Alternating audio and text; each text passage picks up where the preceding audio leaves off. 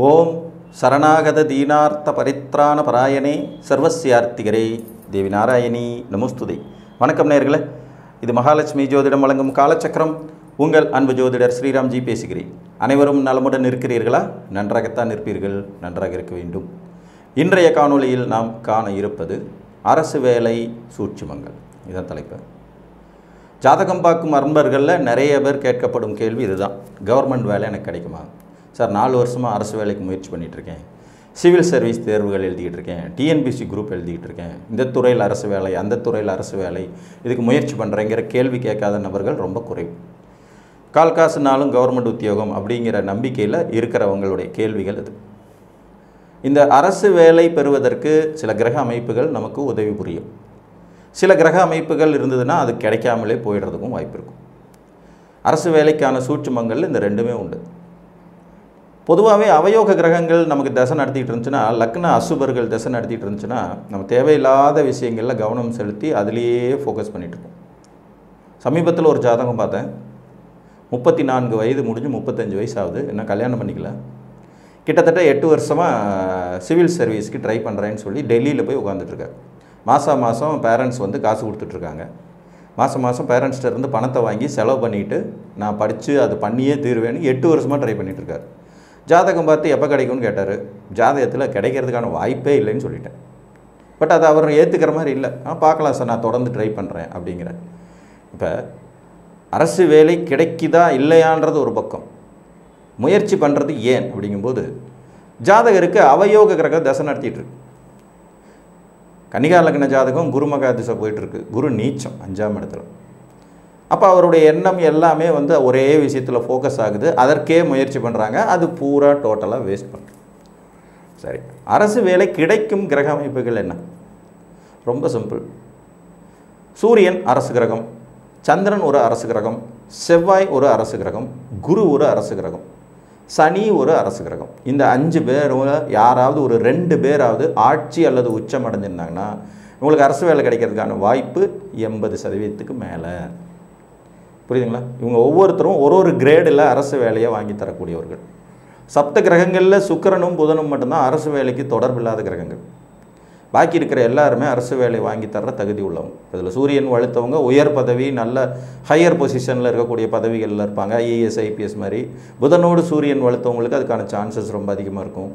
குரு வலுத்தவர்கள் banking sectors, நிதி நிர்வாகம், நீதிபதி துறை அப்படிங்கிறது மாதிரியான இதில் இருப்பாங்க. பத்திரப்பதிவுத்துறைங்கிற மாதிரியான அமைப்புகள்லையும் வருவாங்க. சனி வலுத்தவங்க கீழ்நிலை பணியாளர்களாக வரக்கூடியவங்க, அதாவது 2ஆம் கட்ட 3ஆம் கட்ட பணிகளில் இருக்கக்கூடியவர்கள் எல்லாம் சனி வலுத்தவங்களாக இருப்பாங்க. செவ்வாய் வலுத்தவர்கள் காவல்துறை, இராணுவம், மிலிட்ரி, தீயணைப்புத்துறை, சீருடை பணியாளர்கள்ங்கிற மாதிரியான அமைப்பில் அரசு வேலையில் இருப்பாங்க. ஈவன் கவர்மெண்ட் டாக்டர்ஸுக்குமே செவ்வாய் நல்ல பவரில் இருக்கணுங்கிற மாதிரி இருக்கும். சந்திரன் வலுத்தவங்க பார்த்திங்கன்னா நீர்வளத்துறை, போக்குவரத்து துறைங்கிறது மாதிரியான அமைப்புகளில் இருக்கிறது. பேங்கிங் செக்டார்ஸ் அவருமே வாங்கி கொடுக்குறதுங்க மாதிரி இருக்கும். ஸோ இப்போ இந்த 5 அரசு கிரகங்களில் குறைஞ்சது 2 பேராவது ஆட்சி அல்லது உச்சம் இருந்தால் ஒரு அமைப்பில் அரசு வேலை சூட்சுமங்கள் உங்களுக்கு கிடைக்கப்படும். அடுத்தபடியாக பார்த்திங்கன்னா ரிஷபமும் சிம்மமும் வேலை வாங்கி கொடுக்கறது ரொம்ப முக்கியமான வீடுகளாக இருக்கும். இந்த ரிஷப வீட்லேயும் சிம்ம வீட்லேயும் வலுவான கோள்கள் அமர்ந்தாலும் அரசு வேலை கிடைக்கும். சிம்மம் சூரியனுடைய வீடு. அந்த சூரியனுடைய வீட்டுக்கு 10வது வீடு ரிஷப வீடு. சூரியனுடைய வீட்டிலிருந்து 10வது வீடு ரிஷப வீடு. இந்த ரிஷப வீட்டில் அதிகப்படியான வலுவான கோள்கள் அமர்ந்திருந்தாலும், சிம்மத்தில் அதிக வலுவான கோள்கள் அமர்ந்திருந்தாலும் அரசு வேலை கிடைக்கிற வாய்ப்பு அதிகம். இப்போ உதாரணமாக சிம்மத்தில் குரு இருக்கார், கூடவே சுக்கிரன் இருக்கார், கூடவே சூரியன் இருக்கார். இது ஒரு அருமையான அமைப்பு அரசு வேலைகள். ஏன்னா 2 இயற்கை மாபெரும் சுபர்கள் சூரியனை சுபத்துவப்படுத்தி சிம்மத்தையும் வலுப்படுத்துகிறாங்க. அப்போ ஆட்டோமேட்டிக்காக இது அரசு வேலை கிடைப்பதற்கான தகுதியாக இருக்கும். மேசத்தில் சூரியன் உச்சமாக இருப்பார், கூடவே குரு சுக்கிரன் இருப்பார். இல்லை மேசத்தில் சூரியன் உச்சமாக இருப்பார், கூட சுக்கிரன் இருப்பார். தனுசில் ஆட்சி பெற்ற குரு பார்த்துட்டு இருப்பார். இது ஒரு அரசு வேலை கிடைக்கக்கூடிய அமைப்பு. சூரியன் அதிக சுபக்கோள்களால் சூழப்பட்டாலும், சிம்மம் அதிக சுபக்கோள்களால் சூழப்பட்டாலும், ரிஷபம் அதிக சுபக்கோள்களால் சூழப்பட்டாலும் அரசு வேலை கிடைக்கிற தகுதி உண்டாகும். முதல்ல அரசு கிரகங்கள்னு சொல்லக்கூடிய இந்த 5 பேரில் யாராவது 2 பேர் ஆட்சி இல்லை உச்சத்தில் இருக்கணும். இப்போ ஒரு அரசு அதிகாரியுடைய ஜாதகம், இவர் தனுசு லக்னம், பேங்க்கில் ஒரு பெரிய பொசிஷனில் இருக்கார். 9ஆம் இடத்துல சூரியன் ஆட்சி, தனுசில் இருந்தபடி குரு அவரை பார்த்துட்ருக்கார். சூரியனோடு சுக்கிரனும் இருக்கார். இப்போ சூரியன் ஆட்சி ப்ளஸ் குரு பார்வை ப்ளஸ் சுக்கிரன் இருக்கார். இவருக்கு சந்திரன் உச்சம். அப்போ சூரியனும் வலுத்து, குருவும் வலுத்து, சந்திரனும் வலுத்து ஜாதகம். இவர் வந்து சின்ன வயசுலேருந்தே நான் பேங்கிங்கில் இதை போகணும்னு சொல்லி படித்து அதிலேயே வேலை பார்த்து அதிலேயே நல்ல ஒரு உயர் பதவியில் இருக்கக்கூடிய, சமீபத்தில் அது வந்து இப்பயும் பதவியில் இருக்கக்கூடிய ஒரு ஜாதகத்தின் அமைப்பு. ஸோ கிரகங்கள் நமக்கு துல்லியமாக சில விதிகளை சொல்லிக் கொடுக்கும். அந்த விதிகளை நம்ம கரெக்டாக ஃபாலோ பண்ணோம்னாலே போதும், நமக்கு ஒரு புத்தகம் கிடைக்குமா கிடைக்காதா அப்படிங்கிறத முடிவு பண்ணிடலாம்.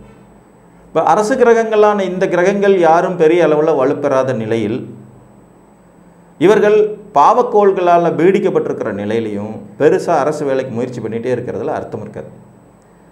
இன்னொன்று, அவயோக கிரகங்கள் தசை நடத்திக்கிட்டு இருக்கும்போது, இப்போ உதாரணமாக நீங்கள் ஒரு கவர்மெண்ட் வேலையில் சேர்ந்துடுறீங்கன்னா 25லேருந்து 30 வருஷம் உங்கள் லைஃப் இஸ் சேஃப். மாதம் 1ஆம் தேதியான சம்பளம் வந்துடும். அதை வச்சு எதிர்கால பிளான்கள் எல்லாம் போட முடியும். இதை தனியார் வேலையில் போட முடியுமானா கண்டிப்பாக முடியாது. இன்றைக்கி 2 லட்ச ரூபா சம்பளம் வாங்கிட்டு இருக்கிற தனியார் ஊழியரை திடீர்னு ஓவர் நைட்டில் வீட்டுக்கு அனுப்பிச்சிட்றாங்க. அப்போ இந்த 2 லட்ச ரூபா மாத வருமானத்தை நம்பி அவர் பண்ணி வச்சுருக்கிற கமிட்மெண்ட்ஸ் பூரா $1 மில்லியன் கேள்விக்குறியாக மாறிடும். அதனால் அரசாங்க வேலையில் இருக்கிற பாதுகாப்பு தனியார் வேலையில் இருக்காது. பிஸ்னஸும் அதே மாதிரி தான் ஏற்ற இறக்கங்களாக இருக்கும். ஒரு மாதம் வருமானம் வரும், ஒரு மாதம் வராமல் போயிடலாம். அதெல்லாம் நிச்சயமற்ற தன்மை கொண்டவைகள், இது மறுக்க முடியாது. அப்போ அந்த அரசு வேலையில் உங்களுக்கு இந்த 30 வருடங்கள் வந்து சர்வீஸ் நல்லா இருக்கணும்னா முதல்ல உங்கள் ஜாதகத்துக்கு லக்னாதிபதி ஒழுங்காக தசை நடத்திட்டு இருக்கணும். அந்த லக்னம் அவருக்கு யோகர்கள் வரிசையாக அந்த 30 வருடங்களில் தசை நடத்துகிற அமைப்பு இருக்கிறவங்களுக்கு தான் கூடுமான வரைக்கும் நல்ல அந்த வேலைகள் கிடைக்கும்.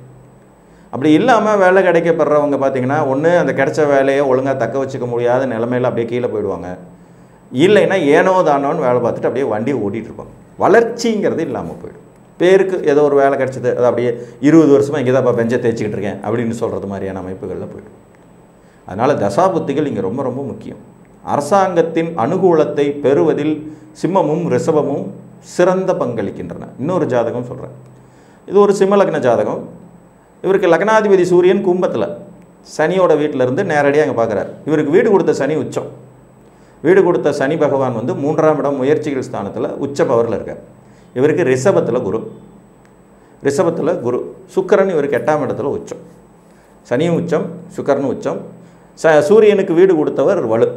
இங்கே சிம்மம் நேரடியாக பெரிய பவரில் இல்லை. ரிஷபத்தில் குரு ஒரு இயற்கை சுவர் இருக்கார், அது ஒரு ப்ளஸ்ஸு. அது குரு சுக்கிரன் பரிவர்த்தனையும் இதில் மறைமுகமாக வரும். இவர் ரயில்வே துறையில் ஒரு உயர் அதிகாரி, ரயில்வே துறையில் ஒரு நல்ல பொசிஷனில் இருக்கக்கூடிய ஒரு ஜாதகம். அப்போ அரசு வேலையை எப்படியேனும் வாங்கி கொடுக்கும் அமைப்புகளில் சிம்மமும் ரிஷபமும் எப்போதும் முதன்மைப்படுகின்றன. அரசு கிரகங்களான சூரியன், சந்திரன், செவ்வாய், குரு, சனி இவர்கள் யாராயனும் இருவர் ஆட்சி உச்சம் பெற்ற நிலையிலும் இது கிடைக்குது. இந்த வீடுகள் வலு பெறும்போதும் இது கிடைக்குது. சூரியன் பவர்ஃபுல்லாகும் போது இது கிடைக்கும். 12 லக்னத்தில் பிறந்தவர்களுக்கும் அரசு வேலை கிடைக்கலாம். இதிலெல்லாம் எந்த டவுட்டும் கிடையாது. இந்த லக்னத்துக்கு மட்டும் தான் கிடைக்கும், அந்த லக்னத்துக்கு கிடைக்காதுன்றதெல்லாம் இல்லை. இன்னொரு ஜாதகம் கூட சொல்கிறேன். மீன லக்ன ஜாதகம். இந்த மீன லக்ன ஜாதகருக்கு 3ஆம் இடமான ரிஷபத்தில் சுக்கிரனும் குருவும், 3ஆம் இடத்துல சுக்கிரன் குரு, 4ஆம் இடத்துல சூரியன் புதன். இதில் சூரியனும் புதனும் 10ஆம் இடத்தோடு தொடர்பு கொள்கிறாங்க. இவர் வந்து தபால் தந்தித்துறையில் போஸ்டிங்கில் இருக்கார். 3ஆம் இடம் அதிக வலு, 4ஆம் இடம் அதிக வலு. தபால் தந்தித்துறையில் போஸ்டிங்கில் இருக்கக்கூடியவர். சூரியன் நல்லா இருக்கார், புதனோடு சேர்ந்துருக்காரு, ரிஷபம் நல்லா வலுத்துருக்கு. அப்போ 12 லக்னக்காரங்களுக்கு அரசு வேலை கிடைக்கும். 12 லக்னக்காரங்களுக்கு கிடைக்கிறதுக்கு இந்த சூட்சுமம் என்னன்னா, இந்த 2 வீடுகள் வாங்கி கொடுக்கறதுல முதன்மையாக இருக்குது. இந்த 2 வீடுகள் வலுவில்லாத நிலையிலும் அரசு கிரகங்கள் ஆட்சி உச்சம் பெற்றிருக்கும் நிலையிலும் கிடைக்கும். ஸோ இந்த அமைப்புகள் இல்லாமல் இருக்கிறவங்க தான் தேவையில்லாமல் அதில் முயற்சி பண்ணி டைமை வேஸ்ட் பண்ணுறோம். அதே மாதிரி தசா புத்திகள் உங்களுக்கு ஒத்துழைக்கணும். இது ரொம்ப ரொம்ப ரொம்ப இம்பார்ட்டன்ட். ஒரு 25 வருஷம் 30 வருஷம் 35 வருஷம் நீங்கள் நிம்மதியாக இருக்க போகிறீங்க அப்படின்னா அதுக்குண்டான தசாபுத்திகள் இருக்கணும் இல்லையா? ஜாதகத்தில் அந்த 30 ஆண்டுகளும் உங்களுக்கு தொல்லை தராத தசைகள் நடப்பில் இருக்கணுங்கிறது ரொம்ப முக்கியம். ஒன்று கிடைக்கிறது என்றால் அந்த கிடைப்பதை நாம் அனுபவிக்க தகுதி கொண்டவராக இருக்கிறோமா, அதற்கு நமது ஜாதகம் கொடுப்பினையோடு இருக்கிறதா அப்படிங்கிறதையும் பார்க்க வேண்டியது அவசியமாகிறது. ஸோ இந்த அமைப்புகள் உங்களுக்கு இருந்தால் உங்களுக்கும் அரசு வேலை நிச்சயம் என்று கூறி மீண்டும் ஒரு காணொளியில் உங்களை வந்து சந்திக்கும் வரை உங்களிடமிருந்து அன்புடன் விடைபெற்றுக் கொள்வது உங்கள் அன்பு ஜோதிடர் ஸ்ரீராம்ஜி. நன்றி, வணக்கம்.